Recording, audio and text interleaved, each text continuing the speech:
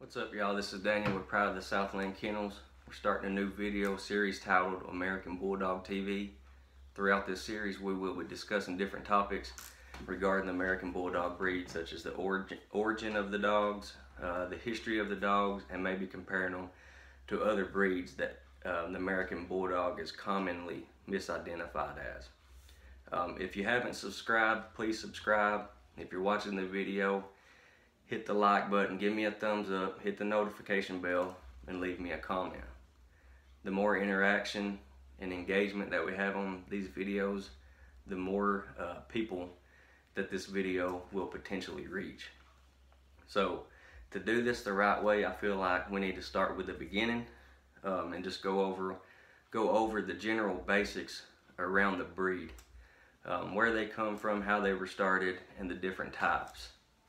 A lot of people out there are very interested in this breed, but they may not know a whole lot of information about it. I'm still learning this breed as well. I'm going on 4 years of owning this breed. I've been reading on them on and off for probably a good part of 10 or 15 years, but basically all I was doing was just reading the basic stuff, you know, about the different types of them. And now what I want to do is share that information with people. Once we get the basics out of the way, we'll dive a little bit deeper and further into details regarding this breed. Going back and looking at my YouTube analytics, the history videos seem to be getting a lot of views. I think a lot of people are interested in that, and I have a lot of people that come to my property and I tell them what kind of dogs I have, and they seem puzzled. So there's a lot of uneducated people out there about this breed, and I feel like it would be a good opportunity to just share some information that I've learned along the way. So, excuse me. With that being said, this video, like I said, will be very vague and just the basics. So a lot of people out there are not going to learn a whole lot from this video, but if we're going to do it, then we need to start from the beginning so we can learn as we go.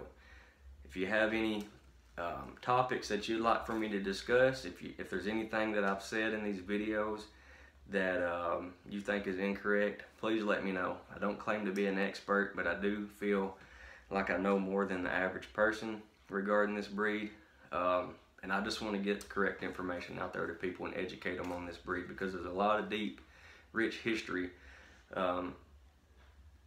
revolving around this breed in America. It's an American icon to me. So with that being said, I got my notes as I always do. So the beginning, you know, these dogs were basically around, it's said to be in the southeastern United States as early as the 17th century. A lot of people had them. They were used on farms and ranches for catching wild cattle and feral hogs.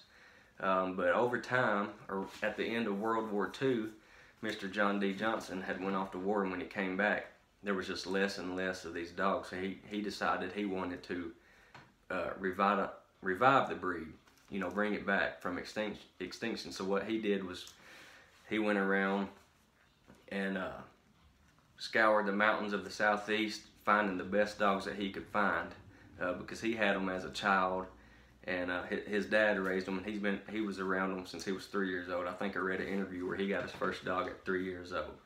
So people then, they didn't call these dogs American Bulldogs.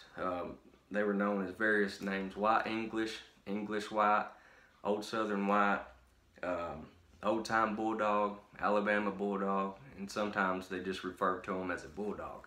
They were predominantly white back then, according to articles that I read and interviews that I read with Mr. Johnson. Some popular movies that people might know these dogs from would be Homeward Bound. Chance in that movie is an American Bulldog. His registered name was Sure Grits Rattler.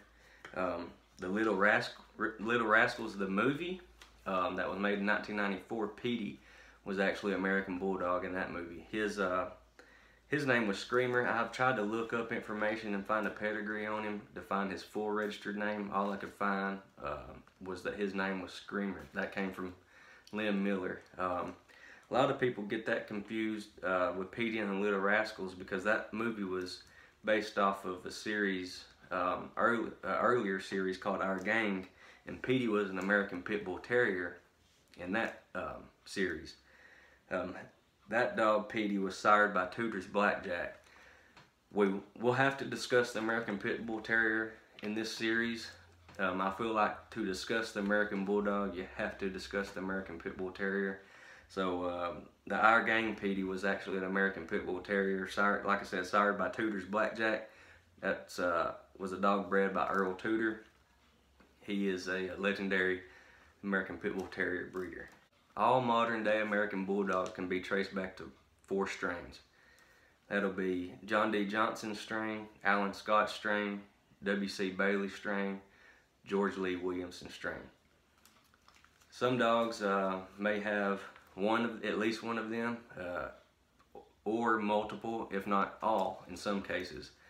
Those 4 men worked together after Mr. Johnson, started his process. Later on down the road, these other men came and they bred back and forth together, supposedly. We'll get further into detail on that. So, like I said, all modern day American Bulldogs can trace their roots back to those 4 strains.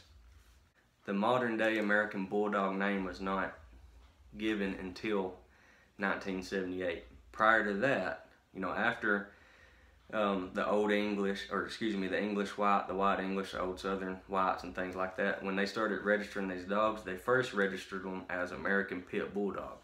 But, of course, you got the word pit in there. Everybody confused these dogs with American Pit Bull Terriers, so they dropped the word pit from the name and just made it American Bulldog. That took place in 1978. So you basically have 2 types of American Bulldogs. A lot of people say there's more types than that. This is just my opinion. They have their opinions. You have the Johnson / Bully type, or you have the Scott / Standard type. I take my dogs through the NKC, which was the first registry that these dogs were registered in, starting in 1973. So I go by their standards. They have 2 standards, Bully and Standard.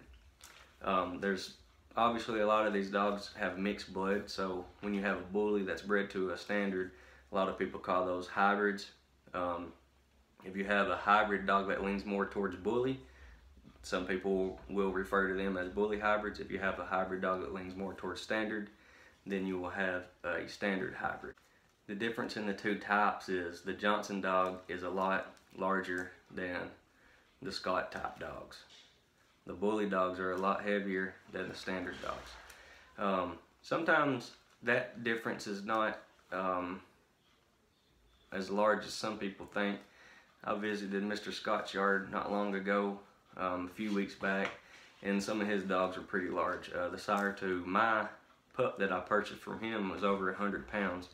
So, you can have Johnson dogs that are 85, 90 pound, I'm talking about males, and then you can have a Standard dog that's larger than that, 90, 95 pounds, and then you can have the exact opposite of that. So there's a lot of confusion around this breed, so just bear with me. I'll try to explain it to the best of my knowledge. Getting into any breed can be a little confusing when you're learning the ropes, but sometimes some breeds such as American Bulldog is just a lot more confusion involved in that. So I think that about wraps it up for this first video. Like I said, very vague, basic, just general topic of the dog to kind of introduce people that may not be familiar with the breed, kind of let them know what's what, and then we will dig further into the breed in later videos. Let me know what y'all think. If you have any topics that you want me to discuss, please share them. Hit the subscribe and like button and leave me a comment, please. Thank y'all for watching.